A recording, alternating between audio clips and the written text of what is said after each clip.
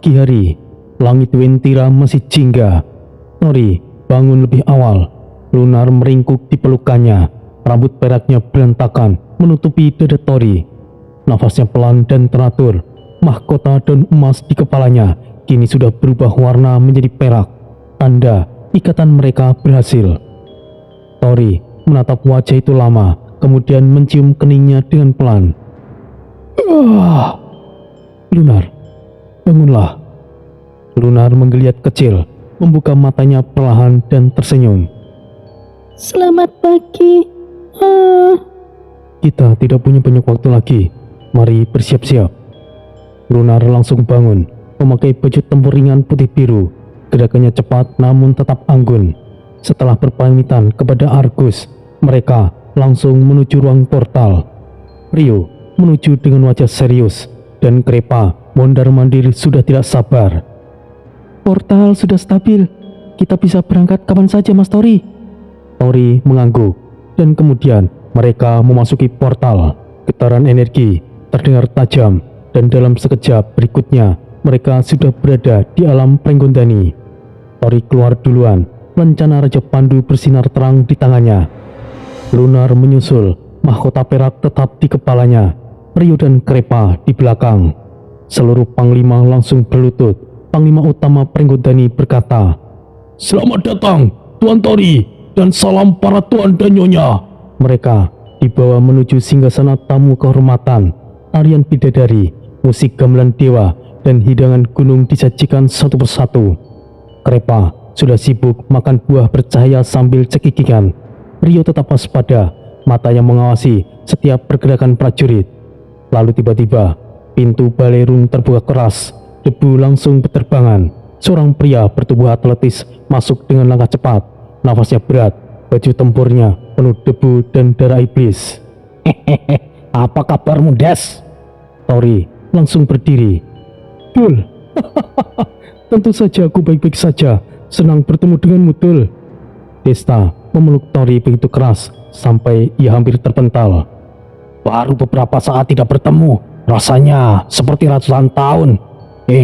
Bukankah ia Lunar, Putri Wentira? Mas Rio, apa kau mengajaknya kemari?" "Bukan, Mas Desta, Mas Tori yang mengajaknya." Tori mengajaknya?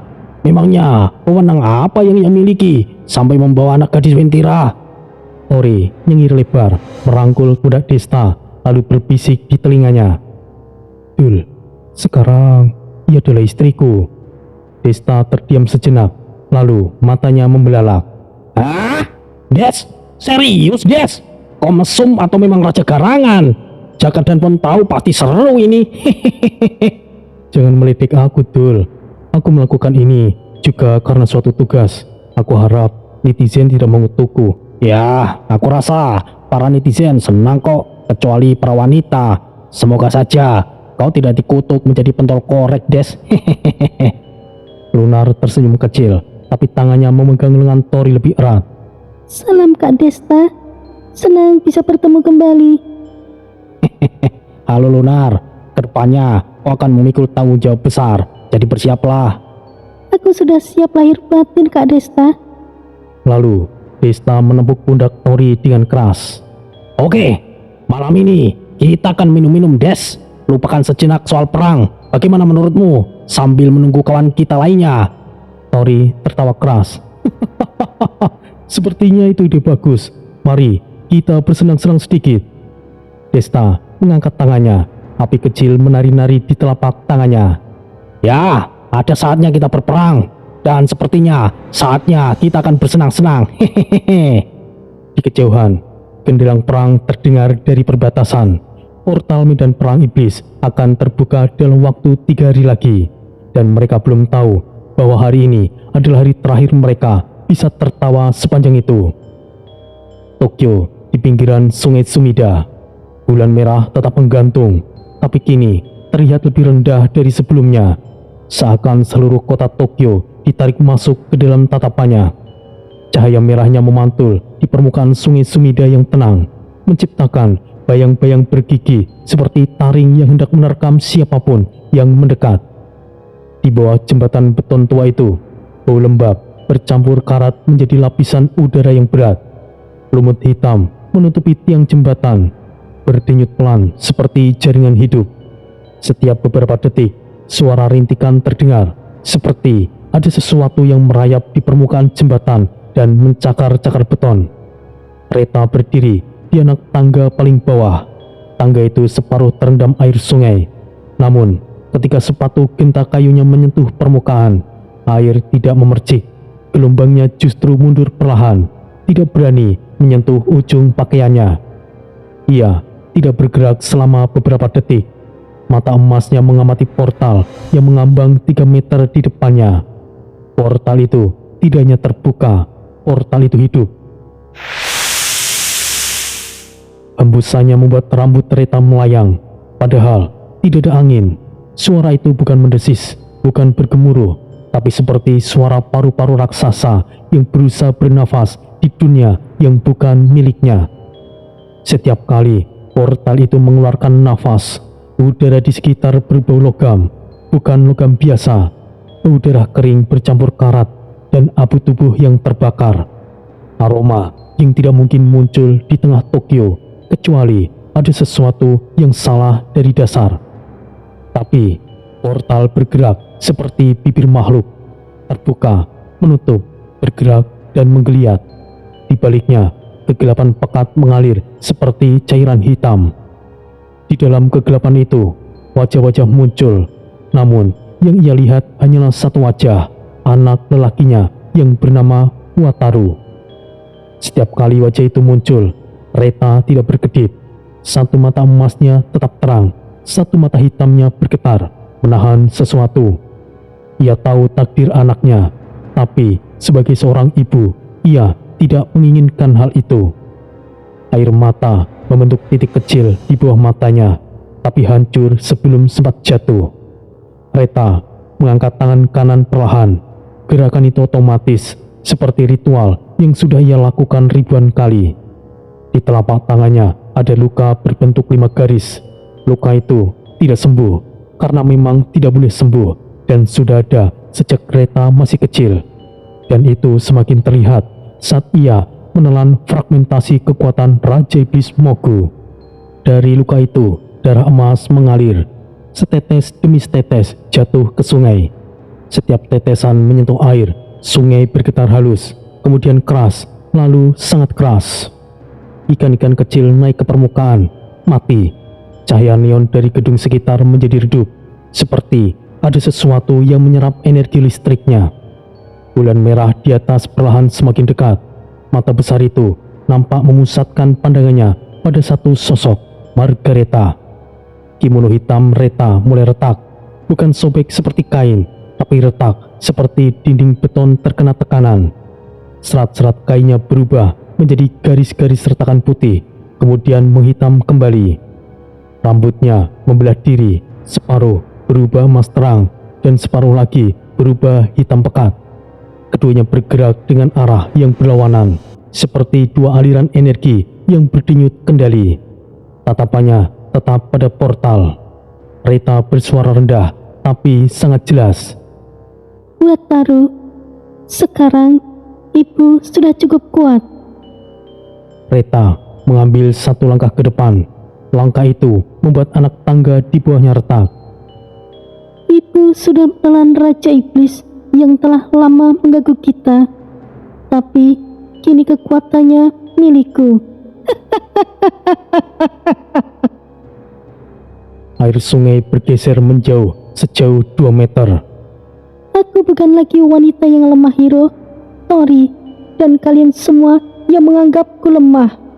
Tunggu saja, aku tidaklah selemah itu. Ia sekarang tepat di depan portal. Portal itu langsung merespon, tapi tepinya membuka lebar, mengeluarkan suara seperti daging yang sobek. Kegelapan di dalamnya berputar cepat, seperti pusaran air raksasa yang menemukan mangsanya. Ribuan tangan hitam muncul sebentar, lalu tenggelam sekali lagi. Reta tersenyum. Senyuman itu tidak puitis, tidak dramatis. Senyuman itu adalah senyuman ibu yang sudah memutuskan sesuatu yang final. Siapapun yang menganggapku lemah akan tahu siapa diriku sekarang. Tidak ada yang boleh meremehkanku. Reta kemudian melangkah masuk. Portal langsung menelan tubuhnya sekaligus. Kimono hitamnya terbakar di pinggiran menjadi abu. Rambutnya berganti menjadi lidah-lidah api emas yang menyeret kegelapan masuk bersamanya. Portal kemudian menghilang. Bulan merah berkedip sekali, seperti mata yang besar yang memejam. Dalam hitungan detik, warnanya surut menjadi putih pucat biasa. Sungai kembali bergerak, tapi airnya tidak memantulkan cahaya. Di bawah jembatan hanya tertinggal jejak kaki kecil dari darah emas yang mengarah lurus.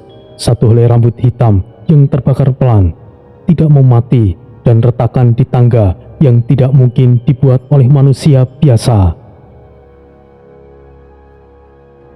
Kembali di alam Pringgondani.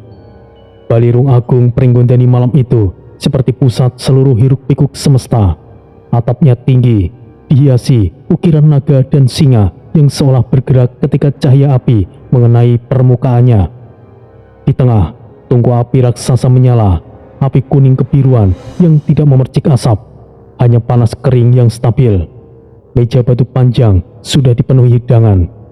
Daging panggang raksasa, buah bercahaya, kendiarak dewa warna kehijauan, musik gamelan dewa terus berbunyi di sisi ruangan.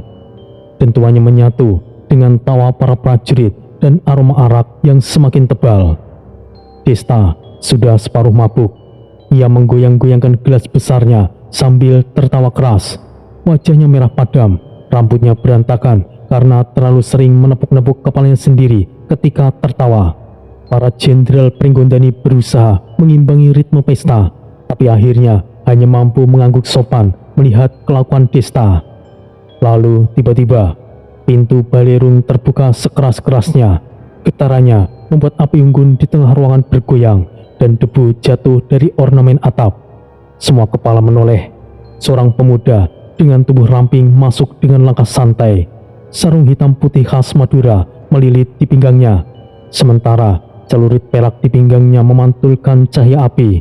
Rambutnya sedikit berantakan, ekspresinya santai, dan ia masuk sambil bersiul kecil seperti tidak peduli bahwa ia baru saja menerobos ruangan ratusan prajurit.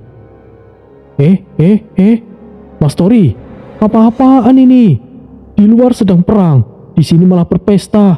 Wah, aku ikut kalau begitu. Tori langsung berdiri, tertawa besar, berjalan cepat mendekati Rama. Kemarilah Mas Rama. Rama menyeringai lebar, giginya berkilau tajam di bawah cahaya obor. Nah, ini namanya setelah menyelam mendapatkan emas. Belum sempat tawa mereda, pintu kembali bergerak. Suara engsel pintu seperti digesek logam kasar. Dua orang masuk bersama. Yang pertama, pria tinggi besar, kulit sawo matang, rambut panjang dikepang rapi, menggunakan rompi bulu serigala. Setiap langkahnya berat, menandakan kekuatan fisik yang luar biasa. Dialah Kaiten. Di sampingnya, Enola, wanita cantik berkulit coklat. Matanya tajam seperti elang, tombak panjang dengan ukiran totem tersampir di punggungnya. Kaiten mengangkat kedua tangannya dengan gaya menyapa yang sudah menjadi ciri khasnya. Kaiten dengan suara yang menggelegar berkata, "Brother Tori, senang bertemu denganmu di sini." Tori membalas dengan salaman gaya suku Indian, keras, cepat, lalu menepuk dada satu kali. "Kaiten, Enola, mari bergabunglah bersama kami." Enola mengerutkan kening sebelum bicara. Matanya langsung menilai ruangan, melihat para prajurit, melihat gelas-gelas arak yang bertebaran. Pandangannya berhenti pada Lunar yang duduk di sisi Tori. Dasar payah, kita di luar sedang berperang. Kalian enak-enakan minum di sini. Dasar bodoh, dasar payah. Desta refleks mendekat sambil membawa gelas yang isinya hampir tumpah. Hei Enola, jangan seperti itu. Sesekali kan tidak masalah. Enola menatapnya dengan tajam. Jadi kau suka hal seperti ini, Kak Desta? Aku kecewa. Desta terdiam sejenak. lalu menggaruk kepalanya dengan tangan kiri sambil menunduk malu. Bukan seperti itu Enola. Aduh, gimana ya? Kaiten menghela napas panjang, lalu menegur dengan pelan. Enola, bersikaplah yang sopan. Lunar yang sejak tadi duduk dengan tenang langsung mengambil inisiatif. Ia bangkit dengan tenang, berjalan ke arah Enola dengan langkah ringan namun penuh percaya diri. Lunar menundukkan kepalanya sedikit. Senang bertemu dengan kalian semua. Salam kenal Kak Enola. Mereka hanya sedikit berpesta, karena setelah ini mereka mungkin akan bertarung habis-habisan. Bagaimana jika ikut minum beberapa teguk? Aku rasa itu tidak masalah. Enola menatap Lunar dengan lama. Mata tajamnya melembut sedikit. Kau sungguh baik, Nona Lunar. Setidaknya tidak seperti mereka. Para lelaki serentak menggaruk kepala dan berpaling satu sama lain. Benar-benar tidak paham bagaimana logika Enola bekerja. Hening sebentar, kemudian pintu kembali bergerak, kali ini perlahan. Seorang pemuda masuk dengan langkah tenang, kulit sawo matang, mata tajam seperti orang yang sudah melihat ratusan pertempuran. Pakaiannya sederhana, jaket hitam tanpa ornamen apapun, tapi aura berat mengikutinya seperti kabut yang pekat. Ia adalah Aditya. Aditya mengangguk perlahan. Mas Tori, lama tidak berjumpa. Tori langsung tersenyum lebar dan mendekat. Hei Mas Adit, syukurlah kau sehat-sehat saja. Hahaha, begitu juga denganmu Mas Tori. Tori mendekat sedikit, suaranya menurun. Mas Adit, aku turut berduka cita tentang Kisastro. Beliau adalah seseorang yang luar biasa.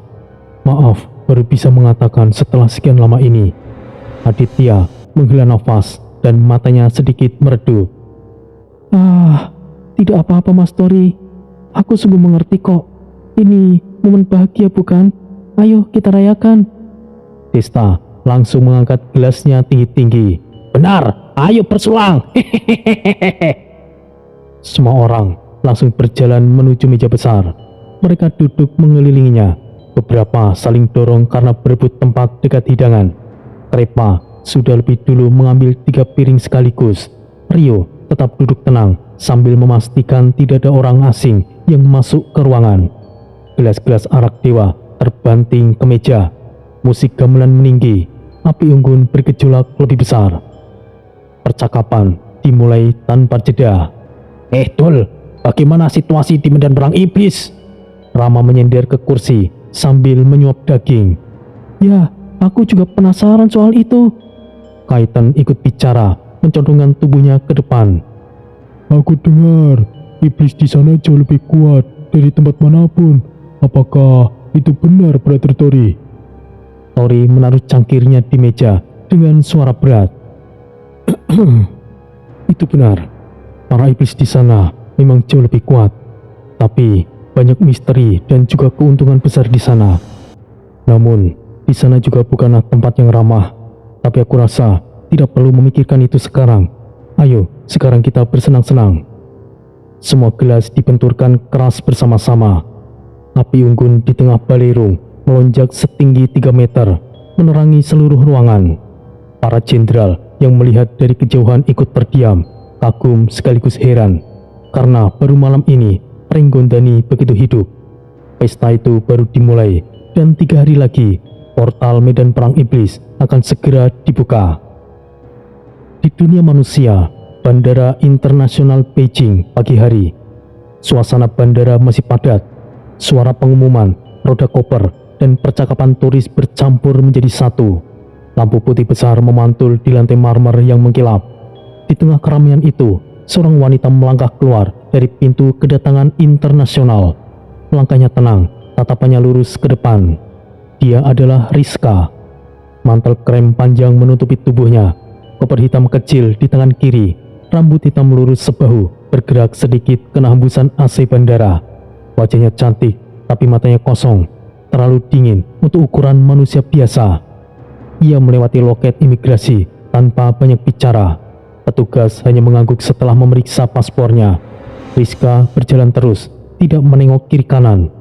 Di dalam kepalanya, suara halus namun berat terdengar seperti bergema di ruangan lain. "Nona, Anda yakin mau ke sana?"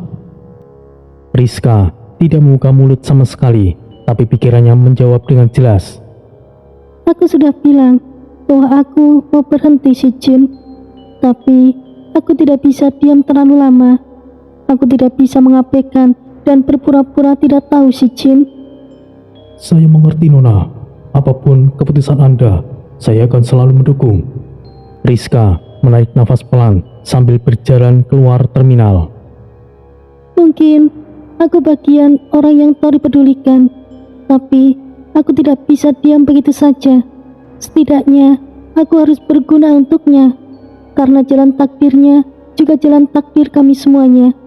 Jika aku berhenti, maka aku akan ketinggalan semakin jauh. "Sangat dipahami, Nona." Rizka tidak menjawab lagi. Ia menatap ke depan, keluar bandara, menuju taksi yang sudah ia pesan. Taksi berhenti dan Rizka masuk tanpa bicara. Pintu langsung tertutup. Mobil bergerak. Beijing berlalu di luar kaca, tapi pikirannya tidak berada di sana. Kemudian, di kamar hotel di malam harinya. Angin malam di Beijing begitu dingin. Lampu kota memantul dari jendela hotel lantai 32. Rizka duduk bersila di atas karpet tebal.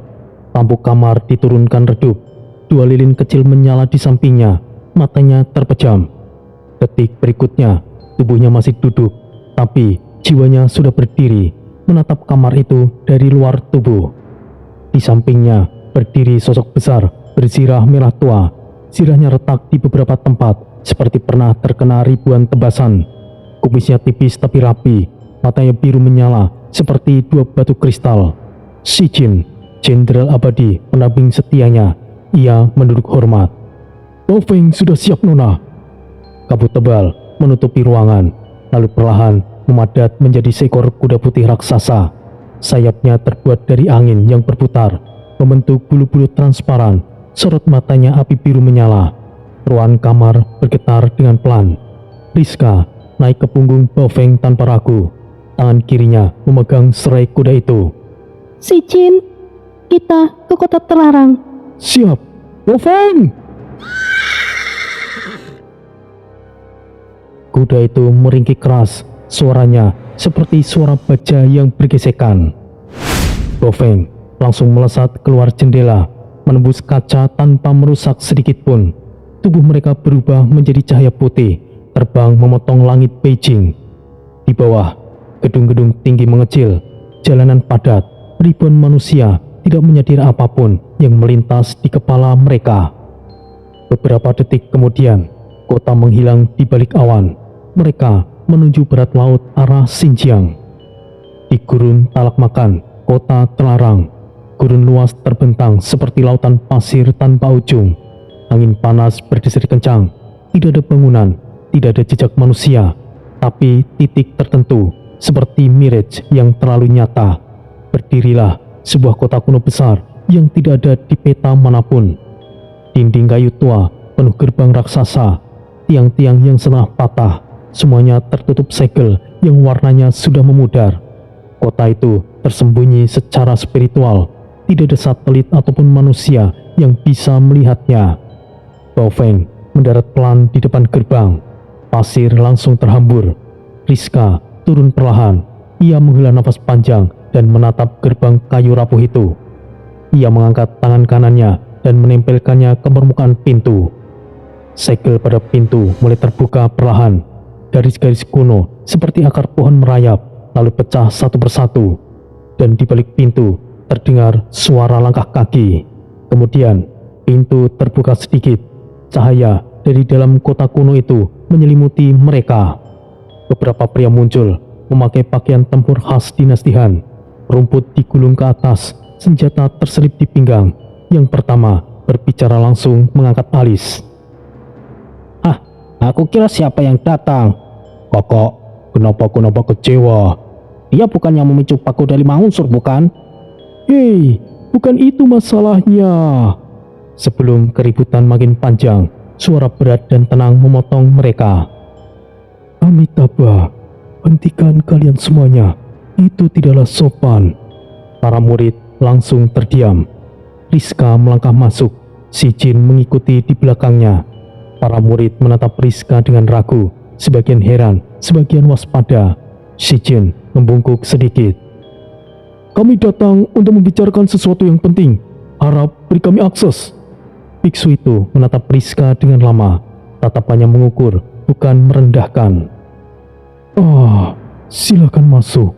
Jika Anda sudah sampai sejauh ini, berarti Anda memang diundang oleh takdir. Rizka tidak menjawab. Ia masuk dengan langkah yang pasti. Beberapa murid langsung berbisik. Apa dia kuat? Kalau dia dikawal oleh Jenderal Si Jin, berarti dia bukan orang biasa, kakak. Aku tahu siapa itu Jenderal Si Jin. Itu benar. Kita lihat saja nanti. Si Jin tiba-tiba menoleh tajam. Para prajurit di atas benteng langsung menunduk. Rizka berjalan terus, tidak menoleh sedikit pun. Ia punya tujuan, ia punya rencana, dan ia tidak akan berhenti sebelum semuanya selesai. Di waktu yang sama, di Pringgondani, Tori masih tertawa besar bersama Rama, Desta, Kaiten, Enola, Lunar, dan Aditya.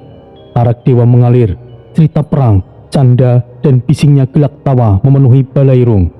Tidak satupun dari mereka sadar bahwa badai besar akan segera datang yang tidak mereka duga. Halaman istana Pringgondani di hari keempat. Udara Pringgondani masih dingin dan menusuk.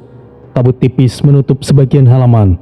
Sementara fajar yang belum sepenuhnya muncul memberikan warna keunguan di langit. Angin membawa aroma tanah basah dan asap dupa yang belum padam sejak malam. Di pusat halaman, sebuah lingkaran hitam raksasa berputar perlahan. Portal menuju medan perang iblis. Tepinya bergerak seperti makhluk hidup, melilit dan meronta. Suaranya seperti bisikan ribuan iblis dari jauh.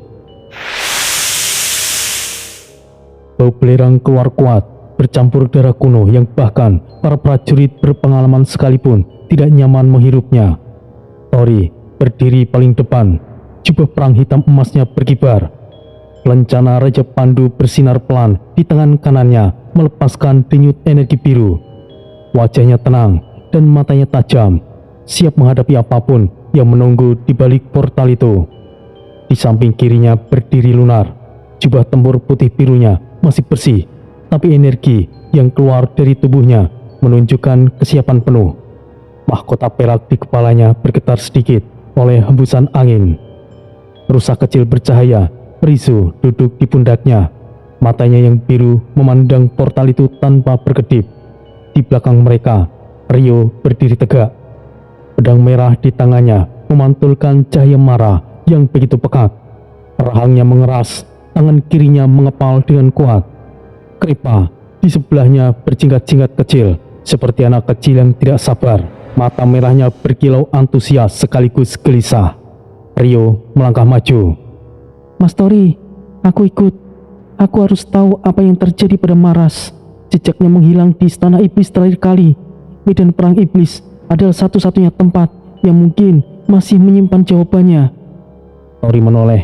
Ia menatap Rio lama, kemudian mengangguk dengan mantap. Baiklah Mas Rio, senang kau bisa ikut bersamaku. Rio membalas dengan anggukan keras. Di sisi halaman, barisan prajurit Pringgondani sudah bersiap. Para ksatria Nusantara berdiri mematung. Desta, Rama, Kaiten, Enola, dan Aditya berdiri paling depan. Mereka tidak mengenakan pakaian santai seperti semalam. Kali ini, mereka memakai perlengkapan tempur masing-masing. Desta memakai baju besi ringan. Wajahnya nampak serius dari biasanya. Rama membawa celurit petirnya. Kaiten berdiri tegap dengan rompi seligara, dan Enola memegang tombak totem dengan kedua tangan. Aditya memakai jaket hitamnya, tapi aura berat muncul jelas di sekeliling tubuhnya.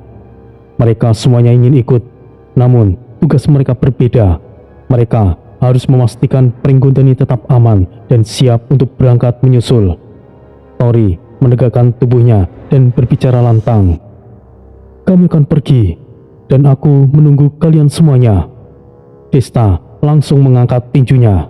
Hehehe, tunggu aku Des, aku pasti akan menyusulmu sebentar lagi. Rama mengangkat tangan dan melambaikan kecil. Semoga kau selalu beruntung, Mas Tori. Kaiten menepuk dadanya sendiri. Kami akan segera menyusul secepat mungkin, brother. Enola mendengus pelan, tapi nadanya serius. Jangan mati sebelum kami datang. Aditya hanya tersenyum tipis. Kau tahu Mas Tori, kami tidak akan tinggal diam. Tori mengangguk pada mereka satu persatu. Terima kasih, kami akan pergi duluan. Setelah itu, Tori menoleh ke Lunar. Lunar tidak perlu diberi aba-aba, matanya langsung bertemu mata Tori. Ia mengangguk kecil, tangan kirinya mencengkeram lengan Tori, siap untuk memasuki portal. Aku sudah siap. Mari kita pergi. Rio maju satu langkah, memanggil Krepa agar mendekat. Krepa, sah. Aku sudah siap, Rio. Jika begitu, ayo kita berangkat. Portal mengeluarkan suara yang lebih keras. Gelombang energi hitam menyapu seluruh halaman, membuat pasir dan daun kering berputar ke udara. Tori menarik nafas dalam. Rio menegakkan pedangnya. Lunar menggenggam lengan Tori dan menutup matanya sesaat. Krepa menggertakkan gigi kecilnya. Sah, petualangan baru. Aku suka. Dan kemudian mereka melangkah maju.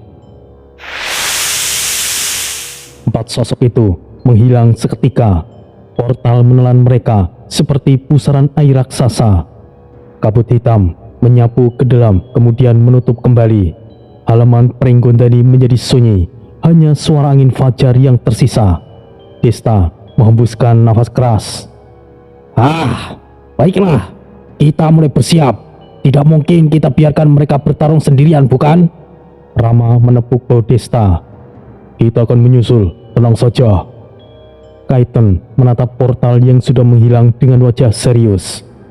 Medan perang iblis. Kita belum pernah ke sana. Aku harap kita tidak terlambat. Enola menyaut. Kita harus segera selesaikan tugas kita di sini. Jaka, Bon, dan sekarang Rio sudah menyusul. Tinggal giliran kita. Aditya memejamkan mata, merasakan sisa energi portal yang masih mengambang di udara. Medan perang iblis. Kita akan segera ke sana. Mereka semuanya mengangguk, saling bertukar pandang. Dan di kejauhan, fajar mulai naik perlahan, menandai bahwa perjalanan baru telah dimulai. Perjalanan yang tidak akan mudah, perjalanan yang akan mengubah nasib mereka, Pringgondani, dan mungkin seluruh semesta.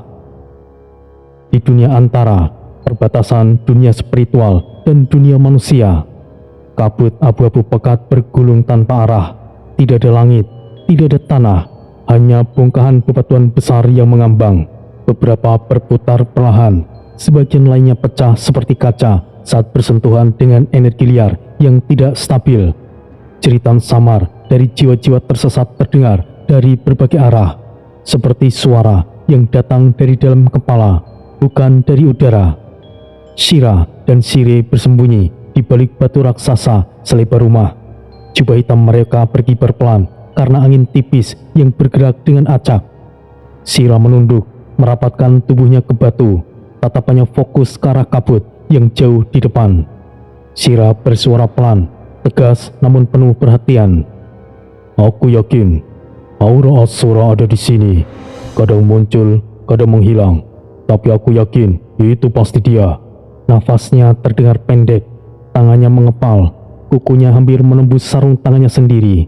Sire berdiri sedikit di belakangnya. Satu tangan sudah menempel di gagang pedang hitam yang menggantung di pinggangnya. Matanya memindai setiap sudut, mencari pergerakan aneh. Tempat ini terlalu berbahaya. Pelahap jiwa ada di mana-mana. Di sini sangat tidak aman.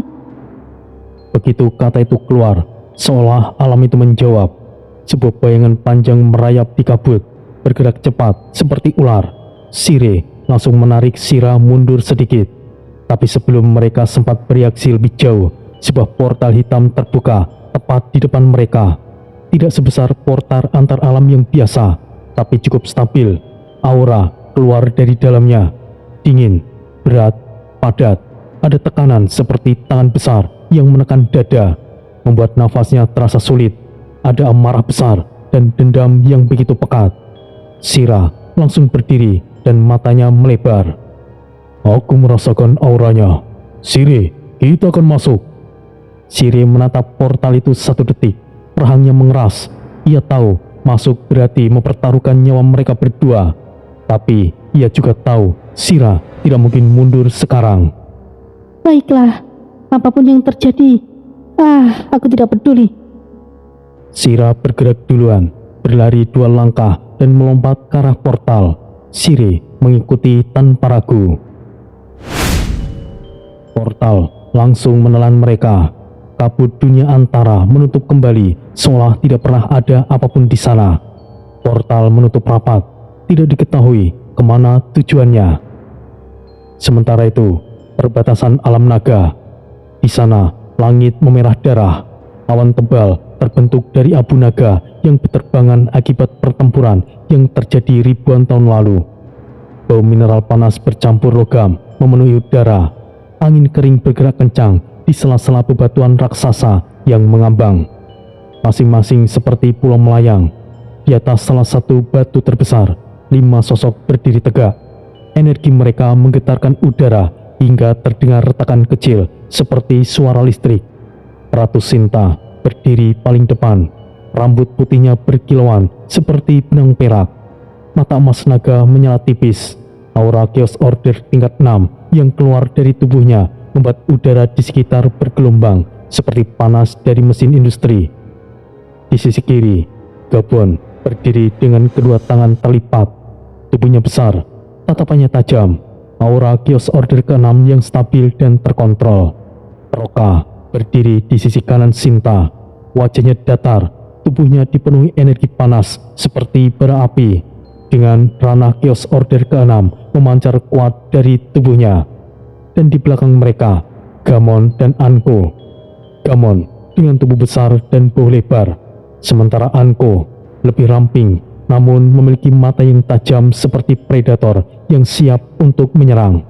Keduanya berada di Chaos Order ke-5, tapi aura mereka cukup kuat untuk membuat batu yang mereka pijak bergetar sesekali. Di depan mereka, portal raksasa berdiri tegak, warnanya ungu kehitaman, bergerak seperti cairan panas. Permukaan portal berdenyut, kadang mengeluarkan suara seperti mesin besar yang sedang menyala. Sinta menatap portal itu dengan fokus penuh. Suamiku sudah masuk duluan. Aku harap ia akan baik-baik saja. Suara Sinta begitu dingin, namun padat dan jelas. Gabon mengangguk sedikit dan bibirnya terangkat tipis. Penguasa pasti akan baik-baik saja, aku yakin itu. Roka menambahkan dengan nada yang meyakinkan. Itu benar, tidak ada tempat yang benar-benar bisa mengancam tuan kita. Perkataan itu langsung membuat Anko berseru dengan nada yang pasti. Aku percaya, Tori sama pasti baik-baik saja. Sinta menarik nafas pendek dan melangkah maju. Baiklah, ayo kita akan menyusul suamiku. Di saat itu, Gamon mengangkat tangan dengan wajah bersemangat. Asik, pasti akan lebih seru ini. Aduh, apa salahku kakak? Lagi-lagi aku ditabok. Suara tamparannya terdengar sangat jelas, tidak keras, tapi tepat sasaran. Gabon menatapnya dengan ekspresi yang datar. Kau berisik, diamlah. Gamon mengelus kepalanya dengan wajah sebal. Roka memutar matanya. Anko menahan tawa. Sinta tidak menoleh sedikit pun. Ia fokus kepada portal. Energi di sekitar portal tiba-tiba bergejolak. Angin besar menyapu ke seluruh permukaan batu. Uap ungu keluar dari portal seperti mesin perang yang membuka pintunya. Sinta melangkah masuk tanpa ragu.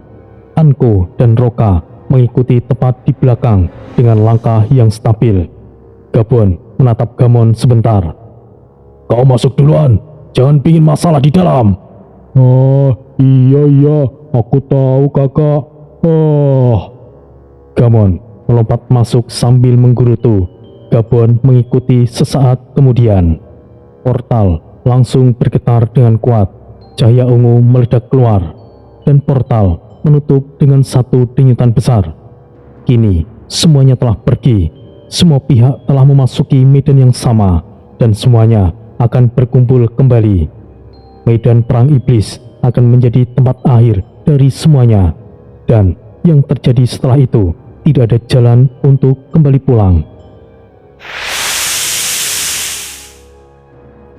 Ledakan cahaya hitam pekat membelah halaman utama benteng. Gelombang energinya membuat tulang-tulang naga yang menjadi fondasi benteng bergetar dengan keras. 4 sosok terpental dari portal dan menghantam tanah merah kering. Debu iblis meledak ke segala arah, menutupi udara dengan bau belerang, darah terbakar, dan logam yang panas. Tori langsung bangkit tanpa ragu. Ia berdiri, jubah perangnya berkibar keras terkena angin panas yang keluar dari retakan-retakan itu. Ia memindai seluruh area dengan cepat, matanya menyipit melihat kondisi benteng timur Aurora yang jauh dari kata layak.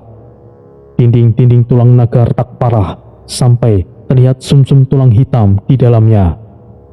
Menara-menara penjaga yang seharusnya menyemburkan api biru kini padam di bagian atas, seperti nyala hidup mereka dicabut dengan paksa. Bendera dari berbagai kalangan robek-robek, sebagian jatuh di tanah, sebagian bahkan hanya tersisa setengah tiangnya. Puluhan prajurit manusia dan setengah dewa berbaris di depan gerbang utama. Mereka terlihat kelelahan, sebagian berlumuran darah hitam iblis, sebagian lagi bahkan kehilangan lengan ataupun kaki, namun wajah mereka tetap hormat. Para prajurit itu menunduk serempat. "Selamat datang kembali, Tuan Tori!"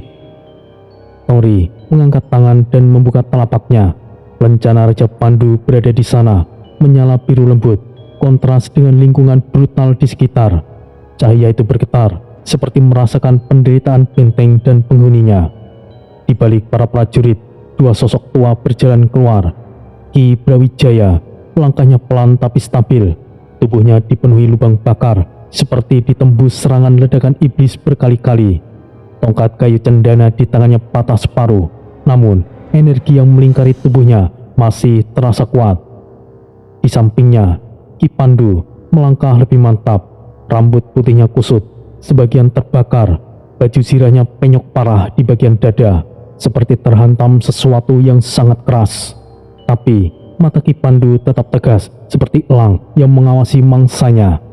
Ki Pandu menatap lencana di tangan Tori, tatapannya berubah sendu. "Sepertinya kau menggunakannya dengan baik, Nak Tori." Tori mengangguk pelan, lalu menyerahkan lencana itu dengan kedua tangannya. Sikapnya hormat, tapi ucapannya tetap tegas. "Terima kasih, Ki Pandu." "Ah, tidak, Yang Mulia Pandu Dewanata." Ki Pandu langsung tertawa kecil, meskipun jelas nafasnya berat. "Jangan ucapkan hal konyol itu di sini, Nak Tori." Tori membalas dengan senyuman tipis yang hanya muncul sesaat. "Ya, saya hanya terkejut saja. Ternyata Anda adalah kakek para Pandawa." Begitu lencana berpindah tangan, cahaya biru meledak dari tubuh Ki Pandu. Aura laut dalam yang dulu kini lenyap kembali sepenuhnya. Retakan di sirahnya menutup, luka bakar menghilang, tubuhnya kembali bugar, bahkan rambut putihnya berubah menjadi hitam pekat, tebal dan kuat. Para prajurit terkejut dan mundur setengah langkah ketika tekanan auranya meningkat tajam. Ki Pandu membuka mata, memeriksa kondisi tubuhnya, kemudian menatap Tori dengan nada serius. "Baiklah, apakah kau berhasil menemui Yang Semar, Nak Tori?" Tori menghela nafas pendek. Sayang sekali aku tidak bertemu dengan beliau." Ki Brawijaya langsung maju satu langkah. "Lalu siapa mereka, Nak Tori?" Tori menoleh pada 3 sosok yang berdiri di belakangnya. Sosok pertama lunar, matanya terlihat tajam dan dingin, kulitnya putih seperti seseorang yang hidup di daratan salju. Yang kedua Rio, tubuhnya terlihat atletis dengan jubah merah, dengan rambut pendek, wajahnya keras seperti batu granit, aura fisiknya terasa padat. Dan yang ketiga, Krepa. Ia pendiam, matanya redup, tetapi memancarkan kekuatan yang terpendam. Jubah tipis, namun dipenuhi simbol-simbol marah. Dia adalah Lunar. Aku rasa dia juga paham tentang pohon dunia, dan dia Ryu dan Krepa. Ketiganya menunduk dan memberi salam. Salam para senior sekalian. Salam para master. Ki Brawijaya dan Ki Pandu saling menatap sejenak. Tidak ada keraguan, tidak ada penolakan. Situasi terlalu genting untuk berdebat panjang. Ki Pandu menghembuskan nafas berat. Nak Tori, kondisi benteng kini kian memburuk. 3 iblis kelas tinggi memimpin serangan tadi malam. Kami berhasil bertahan, tapi hanya sampai pagi berikutnya. Jika kau punya tujuan besar, maka lakukanlah dengan cepat. Tori langsung berdiri dengan tegap. Ki Brawijaya, Ki Pandu, kami tidak akan buang-buang waktu lagi. Kami akan segera pergi. Ki Pandu menepuk bahu Tori sekali, keras tapi penuh kepercayaan. Jika begitu, pergilah. Semoga kau beruntung, Nak Tori. Ki Brawijaya tersenyum kecil, namun matanya tetap serius. Ya, pergilah. Hati-hatilah, Nak Tori.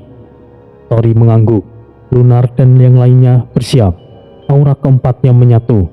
4 energi berbeda membentuk gelombang tekanan yang mendorong debu dan pasir menjauh. Mereka langsung melesat, seperti 4 garis cahaya yang ditembakkan ke horizon. Tanah retak tiap kali kaki mereka menyentuh permukaan. Angin iblis terbelah oleh kecepatan mereka, meninggalkan jejak gelombang udara seperti ledakan kecil. Langit merah di atas bergemuruh. Awan hitam membuka jalan. Seluruh benteng seakan mengenali 4 energi itu dan merespon seperti wilayah perang menyambut komandan tertingginya. Para prajurit yang menonton hanya bisa berdiri terpaku. Salah satu di antara mereka akhirnya bersuara pelan. Tuan Tori, sudah kembali ke jalur perang. Ya, ini pasti akan menjadi perang yang hebat. Yang lain mengangguk, wajah mereka dipenuhi harapan. Benteng timur Aurora mungkin nyaris roboh, tapi harapan baru saja terbang di atasnya. Di medan perang iblis akan memasuki babak berikutnya. Medan perang iblis semakin berubah setiap kali mereka bergerak lebih dalam. Udara yang tadinya panas menyengat kini terasa seperti perpaduan antara api dan es yang bertabrakan. Asap merah dan hitam berputar seperti badai kecil di tanah. Dengan suara teriakan para makhluk yang tidak terlihat yang bergema di kejauhan. Tori dan rombongannya bergerak cepat. Lumpur darah di tanah iblis seperti menghisap setiap langkah mereka. Langit yang tadinya merah mulai retak, seolah 2 warna berebut menguasai langit. Cahaya hitam dan putih menyambar di atas. Lunar menatap ke atas dengan dahi berkerut. Ini jelas tidak stabil. Struktur ruangnya seperti dipaksa untuk pecah. Rio meludah ke samping, nafasnya terdengar berat. Semesta ini sungguh aneh. Para iblis mungkin sudah memutar seluruh medan dengan kekuatan yang tingkat tinggi. Krepa tidak berbicara, tapi matanya yang selalu tenang mulai bergerak lebih cepat, mengawasi setiap sudut. Tori hanya menjawab dengan anggukan kecil dan mempercepat langkah. Suasananya tidak terlihat seperti arena perang, lebih seperti ruang yang dibuat untuk menjebak semua makhluk hidup. Mereka kemudian tiba di sebuah tebing raksasa yang mengarah ke daratan cekung berwarna hitam legam. Di tengah-tengah daratan itu, nampak sebuah pulau batu raksasa yang melayang-layang seperti dibuat oleh pecahan dunia. Dan di atasnya, sosok berwibawa berdiri sendirian, Ki Ageng Segoro, menatap lurus ke arah kedalaman medan perang iblis yang terlihat misterius dan mencekam. Rombongan Tori telah tiba. Apakah Tori dan lainnya akan menemukan solusi untuk membawa pohon dunia? Atau mungkin masih banyak misteri tentang pohon tersebut? Dan semuanya akan segera terungkap.